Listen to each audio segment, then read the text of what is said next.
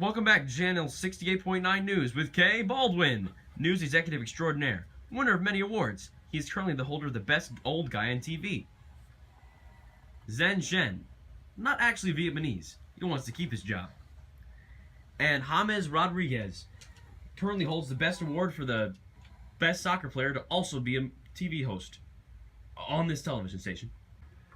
And me, Jack, the cameraman. Happy New Year.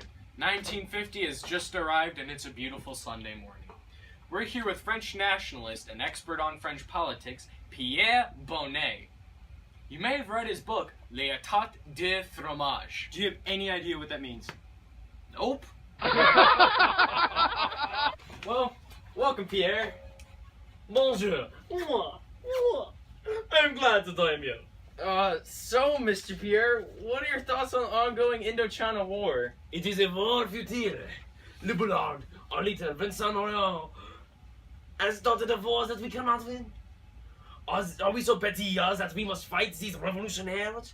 Ho Chi Minh has every right to want the independence. Everyone knows that imperialism is bad. America, Britain, you have stopped your imperialism. Why not the France? Our sphere of influence is not worth this bloodshed. So you think we should find a peaceful solution? Yes, I think that we should split it into two countries. The North Vietnam for the Vietnamese, and the South Vietnam for the French. Well, of course the French would want the South. Stop the joking. Looks like somebody's salty. We know what happens when you put salt on a frog. Montez, moi, comme un idiot, tu es le ballon, tout ce que vous subit, la France et le volcan,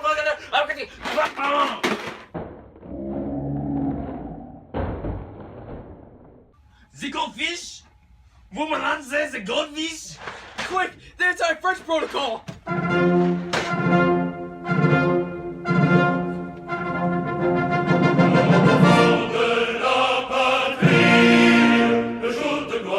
That was a close one, Kay.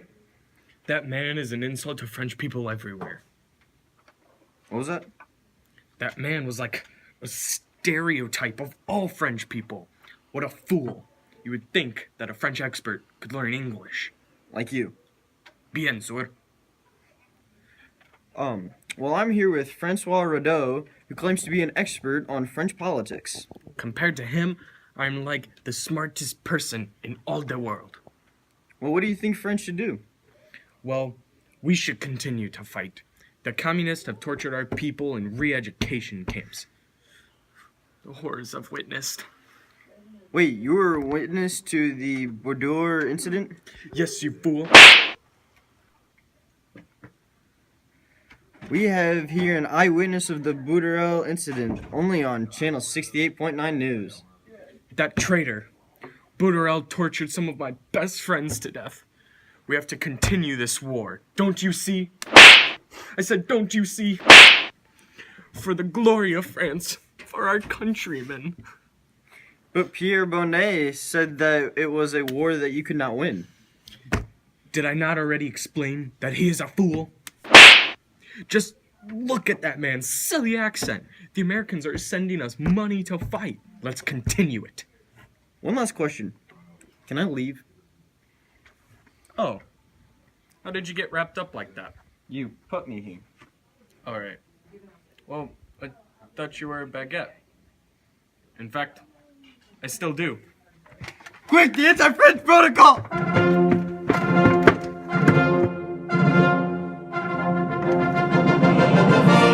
It's been almost 4 years since war broke out between North and South Vietnam, the two sections of Vietnam that formed after the Indochina War.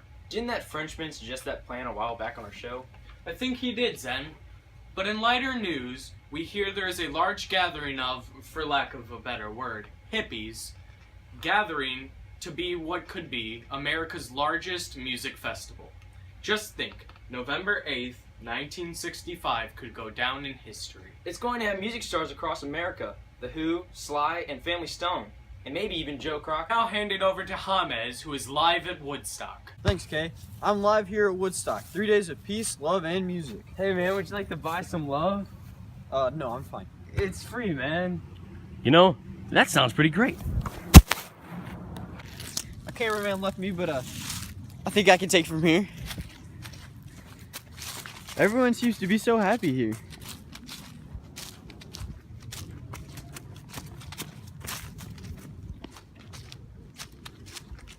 This looks interesting. What are you doing? Hey man, it's flower power. I'm one with nature.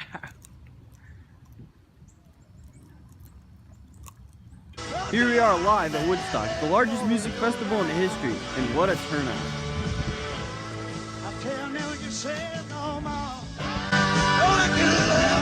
We're happy to bring you this special news edition. It's November 8, 1965, and the biggest news today is that America has joined Vietnam War. Really? Yes, yet another proxy war between America and Soviet Union. Ha! I bet that war will be over in under a year. That would be interesting. We now take you live to Commander William Westmoreland on the battlefield. Commander, excuse me, Commander. Uh-huh. What are your plans for dealing with this war? We're gonna hit those commies right where it hurts them. Their tibias. Right, and how will you do that?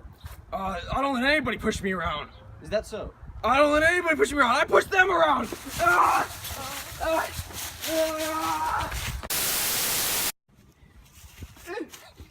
Just stop filming! I'll take your mic too. As of 1970, men of ages 18 to 25 from all across the U.S. have been drafted to fight in the ongoing war in Vietnam. As far as I can tell, many people are incredibly dissatisfied with this. College students from all over the nation have been protesting the draft and furthermore, the war in general. Do you remember those hippies we interviewed a while back? Yeah.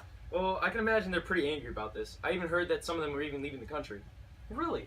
Well, it's funny that you say that, Zen, because we've got one here right in the studio. Hey, what's up, dudes? Hi there. Could you not? I'm sorry, man. I'm just getting in tune with your internal vibrations. Yes, well, you can tell us what you think about the draft. The draft? Yes. The draft is an evil institution created to undermine peace and love throughout our astral plane. Like, I've had friends that go out there and they haven't come back. It's a real downer, man. And what would you propose that the government do? They gotta get in tune with their internal vibrations, man. Like, when I lost my sight, my other senses were heightened enormously. Let me get that for you. Wait a minute. Come on, bro. You know I can't hear you over that smell. What? The smell. What is he doing? The grass, man. The grass.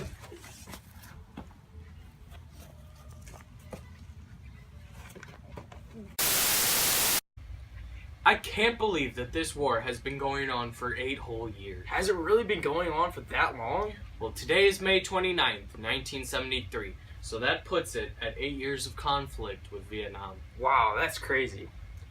The big story, though, is that the war for the United States is over.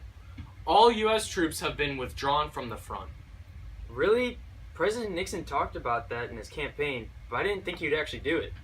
Well, he did. We now take you live to Commander Westmoreland for an interview at the front. Thanks, Kay. We're having some difficulty with the commander, but we do have an expert here today. Yes, I am an expert on the Vietnamese cooking. Yeah, so I guess that works. Well, you see, you have to extract the culture from the yam, and then you gotta cook the dogs.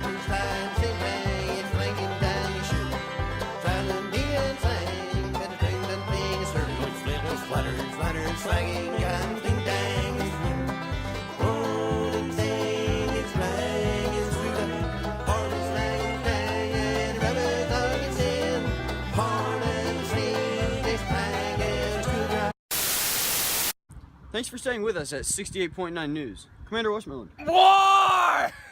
how do you feel about losing this war? America doesn't lose! Or command pow!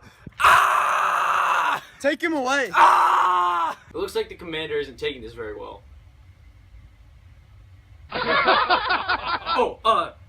Now we take you to a live press conference with President Nixon.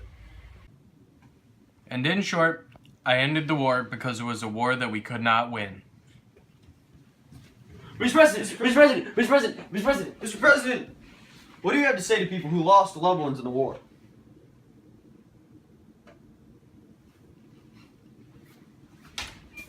Oh, that looks like that's all the time we have on Channel 68.9 News. With all of this, perhaps that means that the threat of nuclear bombs could be over.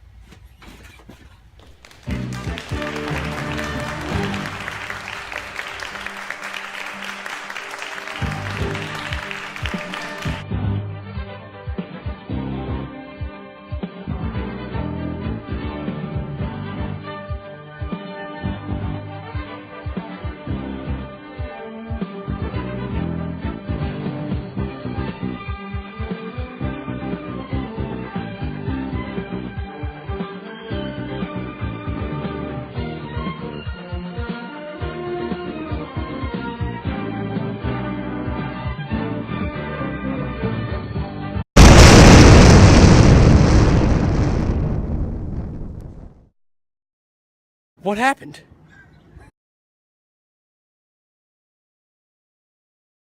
We are the champions, my friends. And we'll keep on fighting till the end.